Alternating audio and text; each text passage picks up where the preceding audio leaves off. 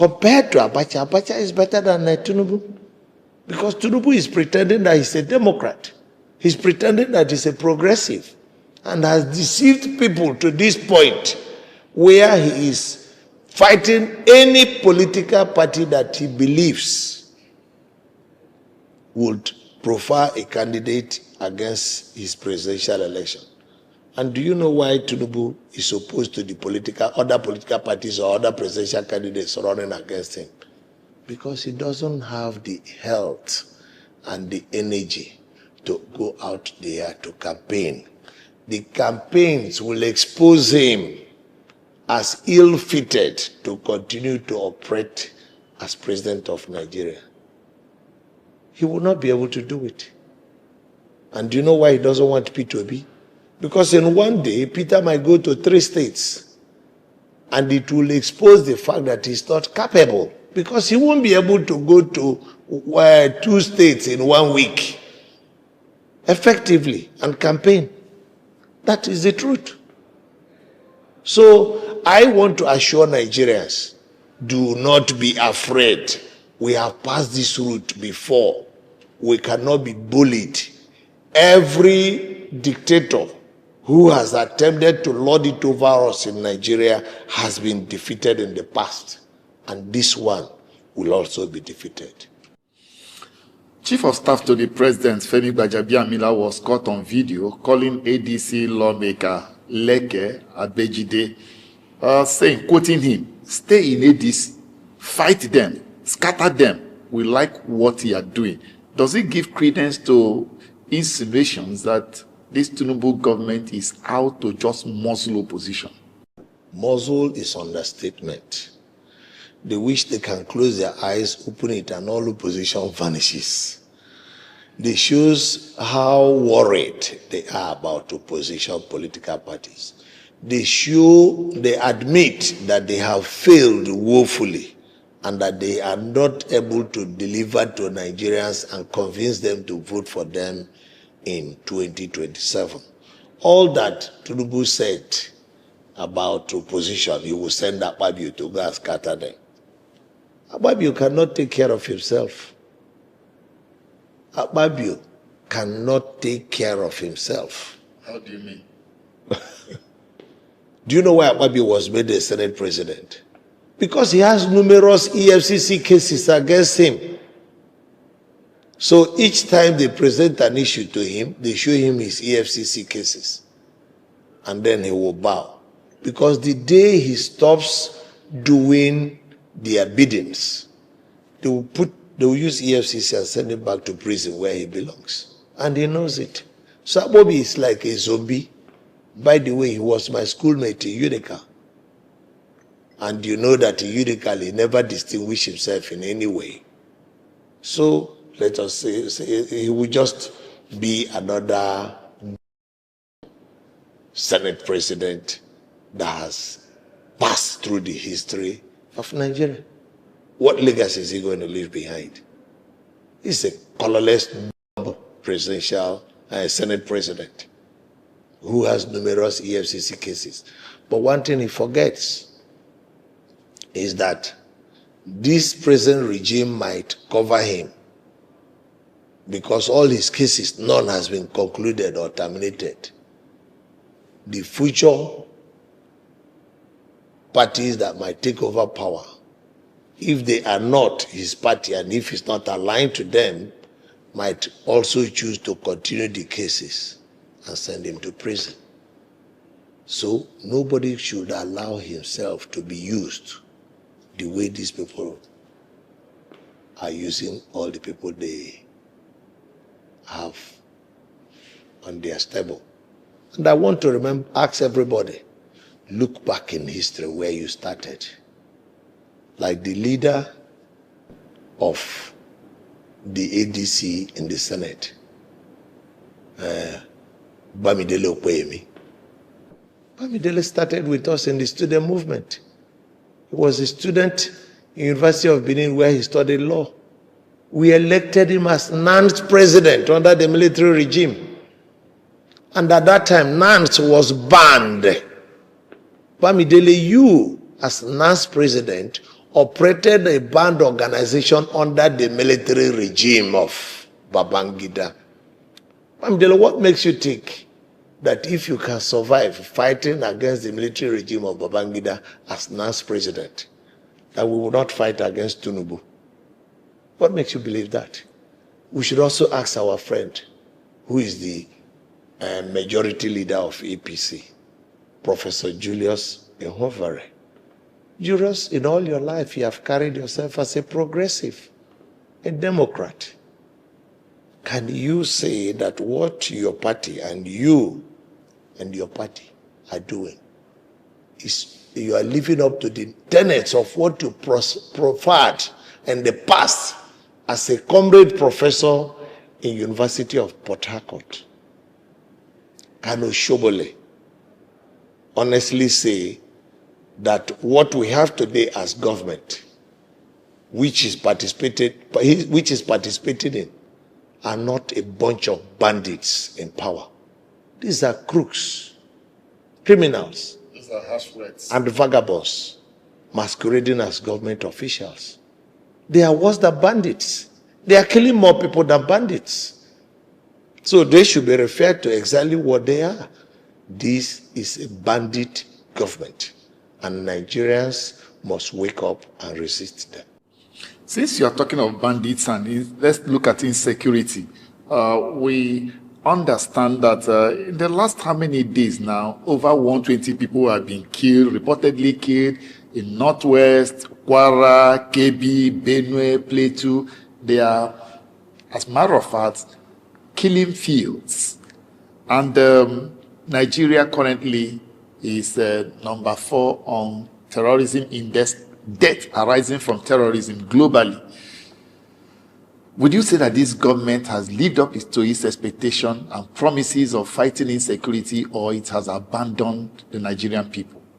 Let's go back to what Tinubu just said a few days ago. He said, Buhari is me and I am Buhari. Buhari, that is Tinubu, or Tinubu that was Buhari, came under the platform that they were coming to deal with this security challenge. But this security challenge has worsened under them to the extent that Tinubu, despite the numerous killings in Yelwata, in Benue State, did not have the courage to visit the people. He only stopped at the state capital. Yelwata is not the capital of Benue State. And he turned back there.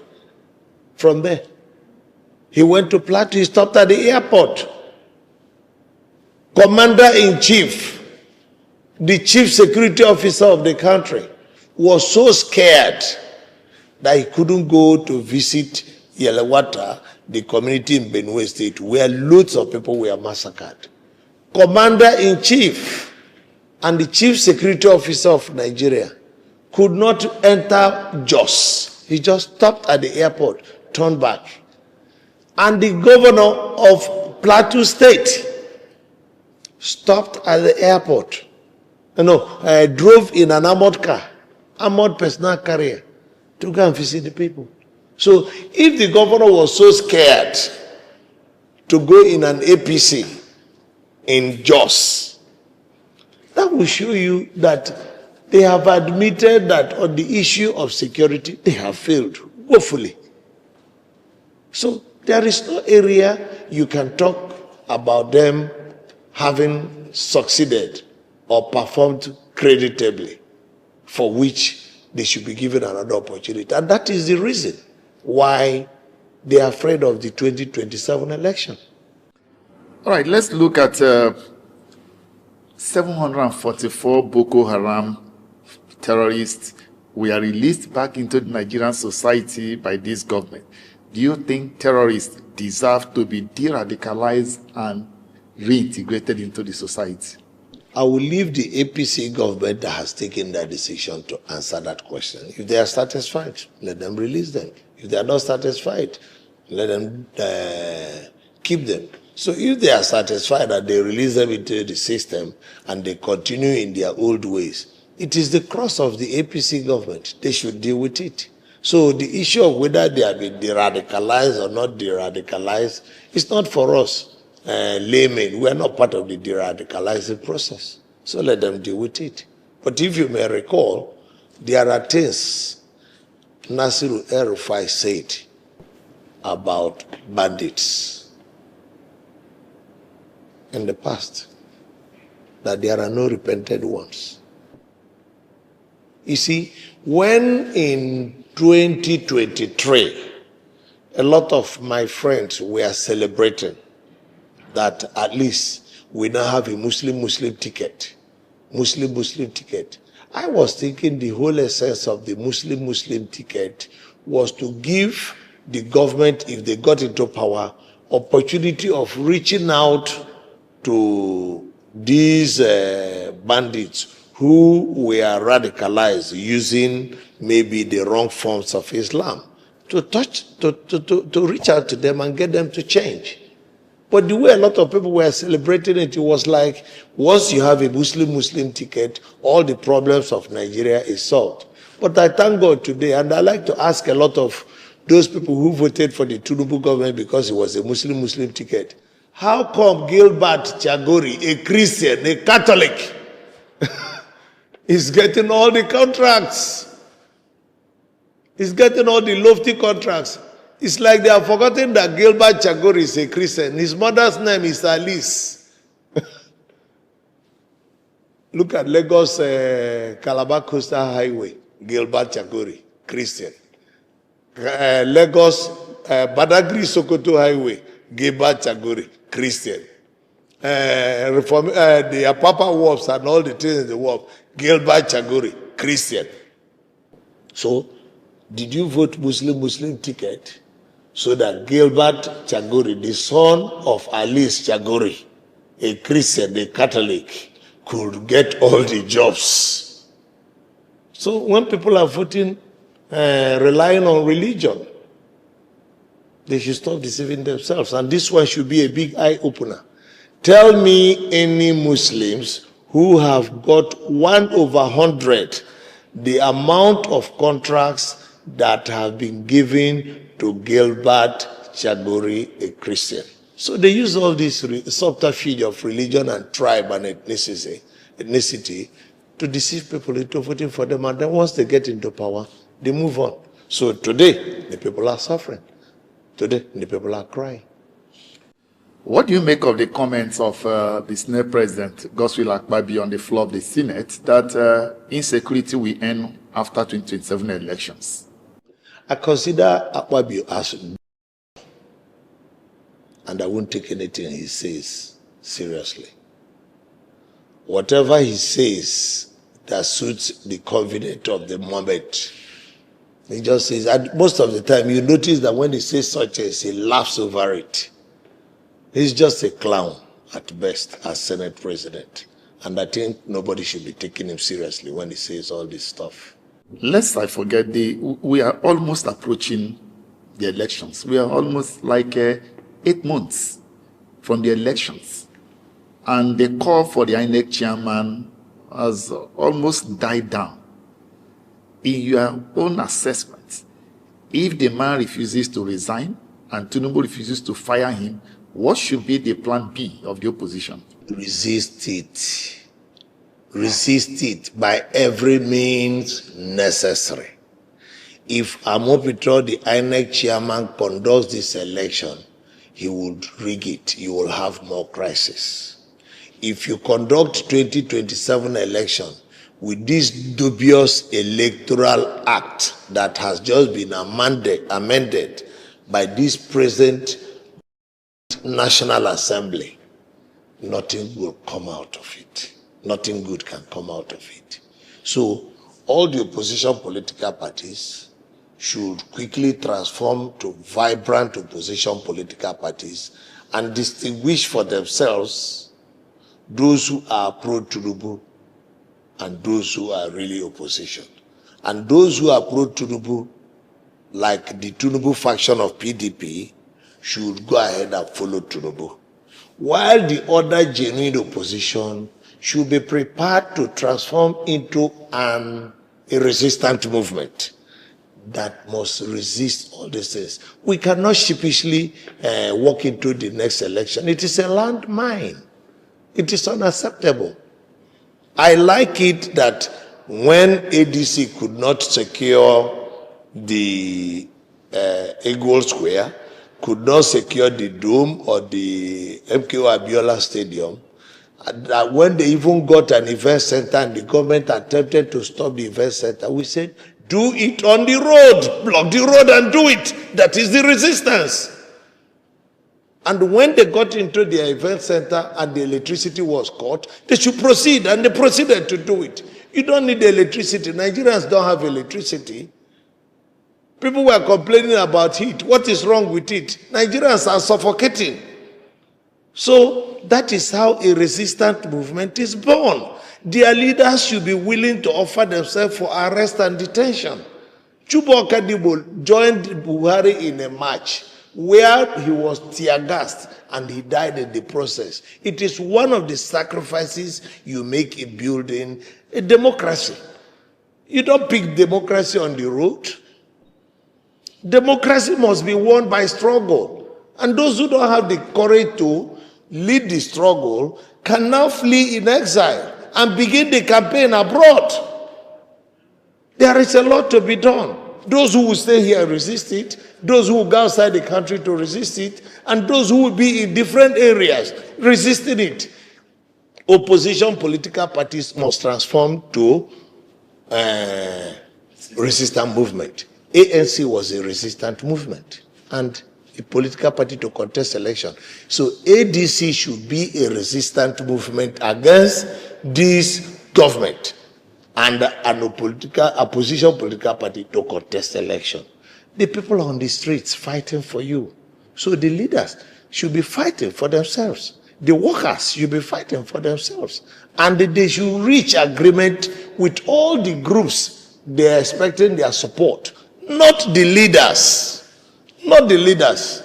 So that they can show that if they get into power, that things like amending the Electoral Act and putting the kind of laws that are required will be taken for granted. So that they can prove by way of struggle that this is how we are going to do it. So whatever you're going to say, nobody should say things in electoral campaigns for the purpose of winning election and moving on. Like Tinubu has said, if I don't give you electricity, don't vote for me. And it is, he can wish it away. It is a contract with the people. He signed a contract with the people that if he does not give them electricity, come next election, that they should vote him out. So he has failed on his own side of the contract. So the people must now deliver their own side of the contract by voting him out. And anybody who is saying anything in the contrary is talking nonsense. He signed a contract with the people to guarantee that he will deal with the issue of insecurity. Insecurity has worsened. It is a contract. Whatever you say to people during election campaign is a contract with the whole world. And the people must take it seriously. And that is why they are presently worried. Because the economy is in shambles. Let's wrap up with this. We are calling on Nigerians to come out en masse and vote, even though a lot of Nigerians are measurably disappointed with what happened in 2023. They came out en masse to vote, but unfortunately, their votes did not count. A lot of persons believe their votes, they were robbed and their votes did not count. Why do you think a young Nigerian who feels his vote did not count in 2023 should be out again to vote in 2027? Because the political parties they were supporting were mere reform political parties. I have said that I want to be marked as saying so, that these political parties must graduate to resistant movements. No amount of reform can change Nigeria. Nigeria is overripe for a revolution. And you can't transform the revolution through reform. You must move into a resistant movement so that the people must be prepared to resist every arm of government that wants to stifle their right to have freedom and democracy. Be it the army, Nigerians should be ready to resist them, or else you will die. Be it the police, security agencies, be it INEC, be it the judiciary, whether they call themselves Supreme Court, Court of Appeal, or whatever, people should resist them. Let them know that you can't do it and get away with it. Prove to them that you can't do it and get away with it. And if you do it, you won't get away with it. How many people share these their thoughts? Too many people share these thoughts. Because those who think they can find a solution in escaping through the Mediterranean, many have died in the Mediterranean.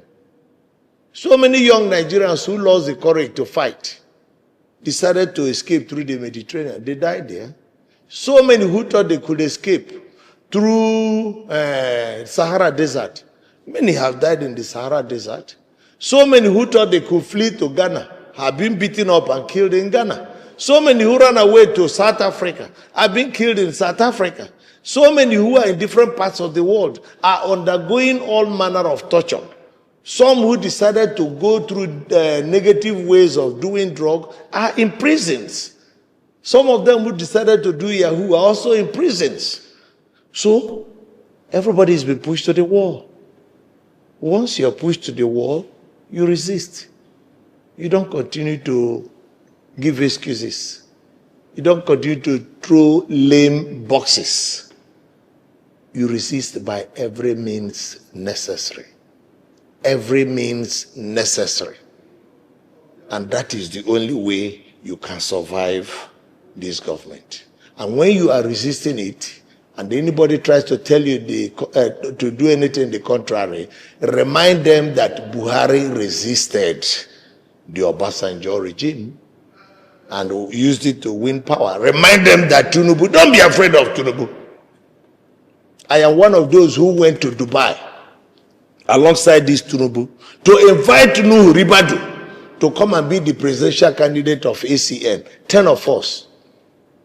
Tinubu, Bisi Akonde, Segun Oshoba, Osibanjo, Babafemi Ojodu, Rauf Aregbesola, Kayode Fayemi, my humble self, and Senator Lansadao. 10 of us went to invite Nuhu Ribadu. And when Nuhu Ribadu came to campaign in Owerri, when we were saying that the electoral process must be cleaned up, he came from my house. So you think I will allow myself to be bullied and intimidated by Tinubu? Allow myself to be bullied and intimidated by Nuhu Ribadu?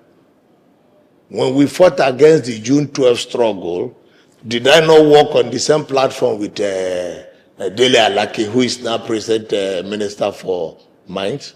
Did I not bring a book on how we will build our own pirate radio stations to challenge FRCN? Dele Alake, did we not share such information? Did I not leave a copy with you? Did I not get it through people in outside who were involved in resistance movements? We will resist them. They think we have all become lame because we have all grown a little older. They think they are, come and put us in prison if you think you want to stop us. We will resist you and we will win. At all times when dictators have come like this, they have always been defeated. The template that Tinubu is using to run Nigeria today is the Wike template. That is Wike's template with which he got into power for second term as governor of Rivers State, which was the template of using INEC, using the judiciary, using security agencies to muzzle every political party out of the democratic space so that only you will be on the ballot and only you can win the election.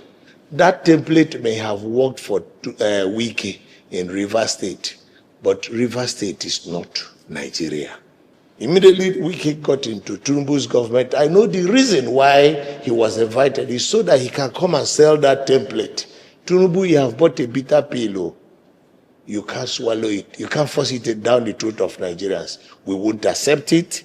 We will resist you, and we certainly will defeat you, and there will be democracy, multi-party democracy in this country, and you will not be the king of Nigeria. Because if you call yourself a Democrat, that means you should not be destroying other parties.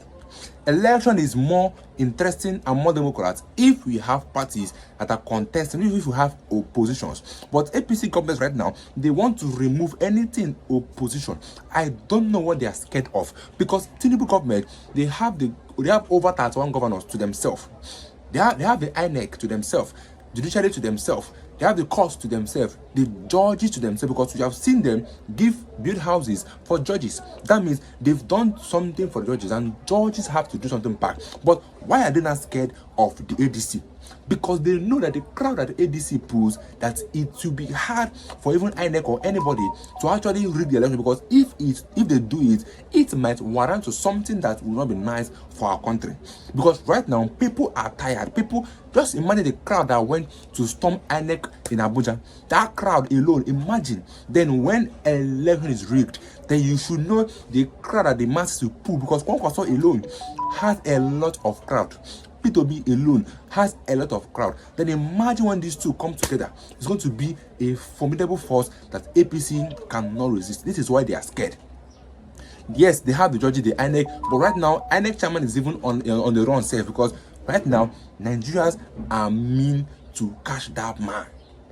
Nigeria are even asking for him to resign, that any result he gives will not be accepted by Nigerians. And if that happens, it might result to protest, and if nothing is being done, it might result to revolution. Because Nigeria have had it up here. Everybody is tired. You cannot even marry in Nigeria anymore, because if you marry, which money are you going to use? If you are earning 500k in Nigeria, it's barely enough, because you have to pay house rent, you have to pay for electricity, you have to buy food, you have to take care of your family, you have to service your car, you have to maintain your car. You will spend that 500k a month is not even enough in our current government. How much is fuel? If you run a business, do you know how much fuel you need to be burning in every day you run a business? Fuel is 1.5 per liter. Then how much are you going to buy to sustain you a day? Because Nigeria, we don't have light. We don't have light in Nigeria. And our president said that if he comes into office and does not give us 24 hours of power supply, that we should not vote him. 24 hours supply, but in Nigeria, we don't have 5 hours. Talk more of 24 hours, that we shouldn't vote him. This was his word. But now he's still campaigning, saying that his enemies want to use insecurity to remove him. Whereas you are the city president, things are going on. People are being killed. People are being killed in Nigeria. People are being killed in Nigeria. But our government have failed to do anything, but rather they are blaming their failures on the enemies, that the enemies want to use insecurity. Well, me and you know that Nigeria, we are facing high level of insecurities. We have seen videos of these bandits flogging their victims. You have seen them pointing guns at their victims. All these things are out there because bandits, they now have the morale. They all effrontery to go online, make a video and post, because they know that the government are not going to do anything. Just let me get your views in the comments section. So you guys my next video. Don't forget to leave a like and a comment. So you guys don't forget to subscribe too. See you guys in my next video.